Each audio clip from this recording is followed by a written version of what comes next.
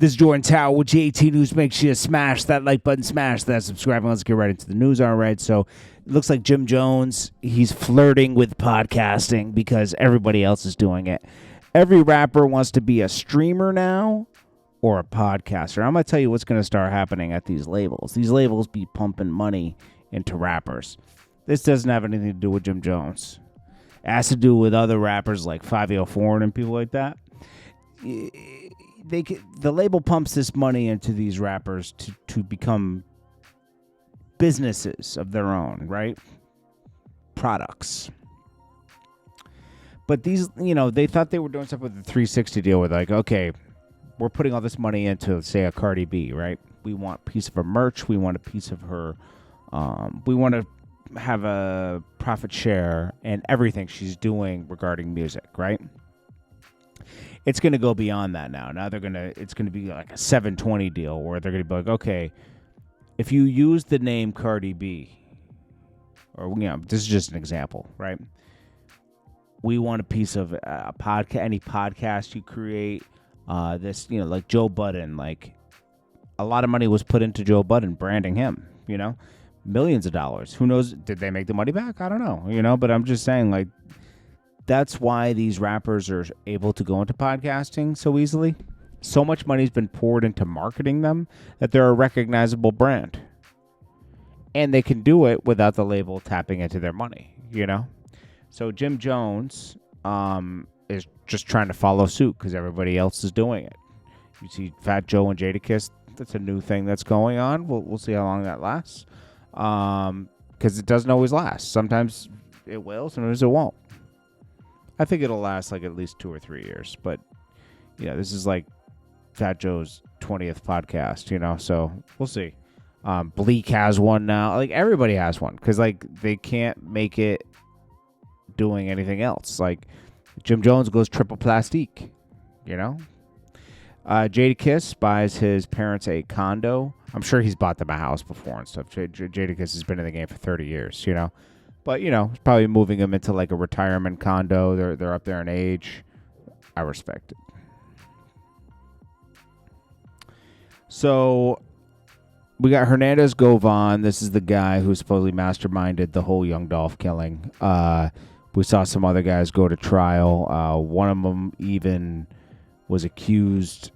They accused CMG of paying the lawyer fees for the killer.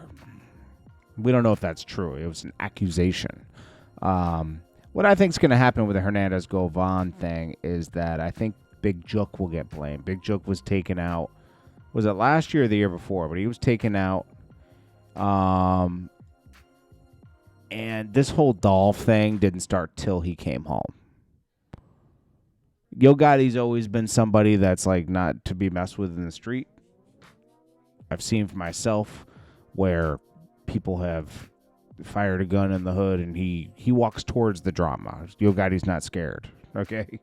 I'll tell you that much. I've seen it from my own 2 eyes. But I don't think Yo Gotti's going to get wrapped up in this. I think it's just Big Jook situation that Hernandez Govan might try to throw Big Jook under the bus. He's dead. The get back happened. Black Youngster's in hiding because, he made an attempt on Dolph's life. And I'm sure Mario, one of Yo Gotti's assistants, there's a lot of Marios, but this guy is a bald head dude. I forget his name, man. I forget his last name, but he was the one that shot at Dolph in L.A., got arrested and released. Same with Black Youngster in North Carolina. And obviously Keon is serving time for shooting up Dolph's van the first time. Obviously Black Youngster did the second time, Black Youngster and his people. But Keon got arrested because when he fired into the van, it went through into a hotel. So he got 11 years for that. He'll be out soon, actually. But anyways, Hernandez Govan is probably going to throw Big Jook under the bus. It looks like Big Jook just like kind of did his own thing and was, even though it's got his brother, it's his older brother. He's ever since he had come home from jail. Trouble. A lot of trouble.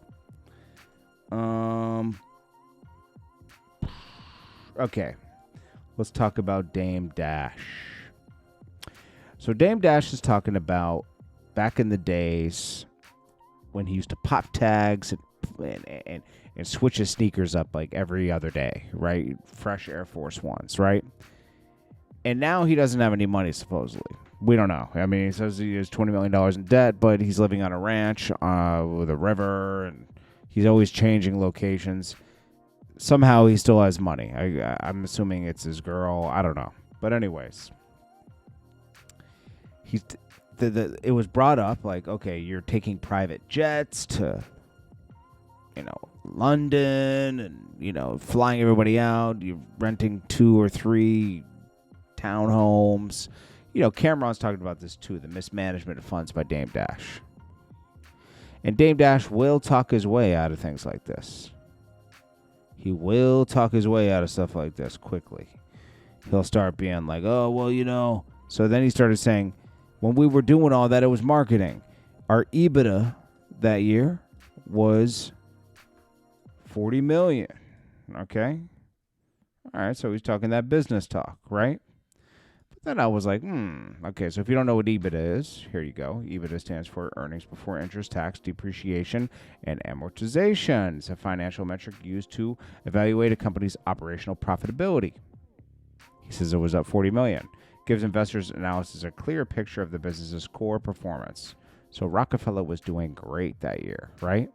And I assume it was still doing great for years after that, okay?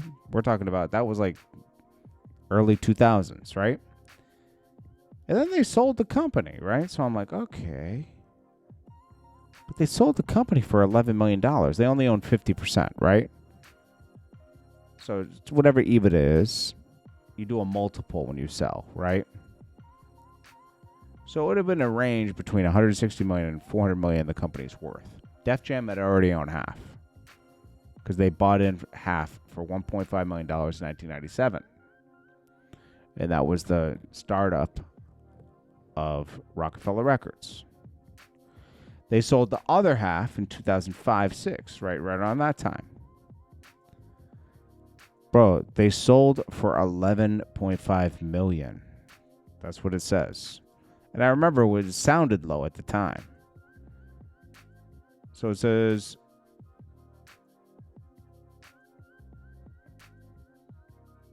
it was $10 million. I'm sorry. So 1997, they buy 50% of Rocafella for $1.5 million. 2004, Def Jam buys the remaining 50% of Rocafella for $10 million. $10 million on a company that's supposed to be worth at the lowest $160 million if the EBITDA was really $40 million, right? So, like, let's just say they own half of that, so 80. So they should have paid them $80 million, not $10 million, right?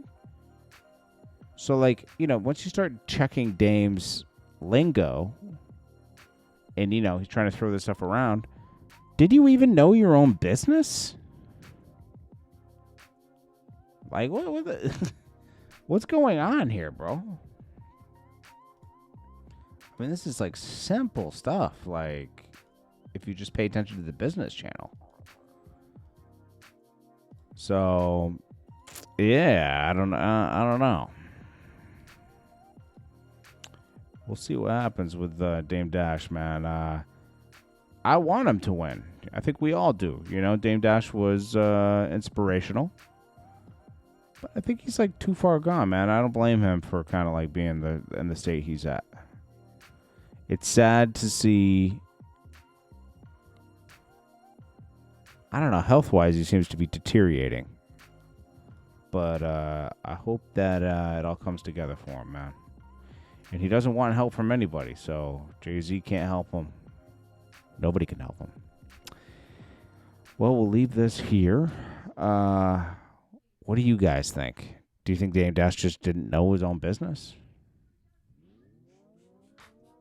Jay-Z ended up buying. Wait, let's see. Let's see if that's public. Jay-Z buys Rocafella Records back. I don't even think he had to buy it. Jay-Z did not buy Rocafella Records back. Okay. Follow records back from Def Jam. And he got something. He got all his stuff back for sure. Jay-Z founded Rock Nation, not a direct acquisition of Rocafella.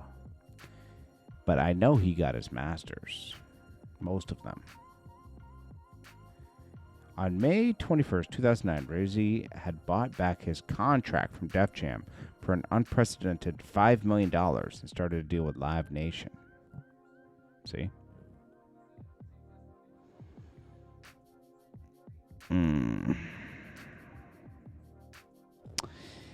Yeah, man.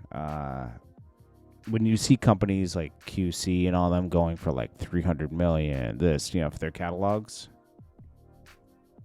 it's crazy. Because like, if Dame Dash and them had the money, why wouldn't they have bought their stake back from? If Rockefeller was evaluating it at 10 million, why wouldn't they just buy it back and sell it somewhere else? Why would you just sell it to Def Jam? Because Jay-Z was gonna go over there, and take. I mean, it's obvious that's the obvious answer. So Jay-Z knew it was gonna go over there, and that's what Jay-Z wanted. That means they only got 3-something million each, because like Biggs had to get paid, Jay-Z got paid. That should have been nothing to them at that point. Like, we built this company to sell for $3 million each.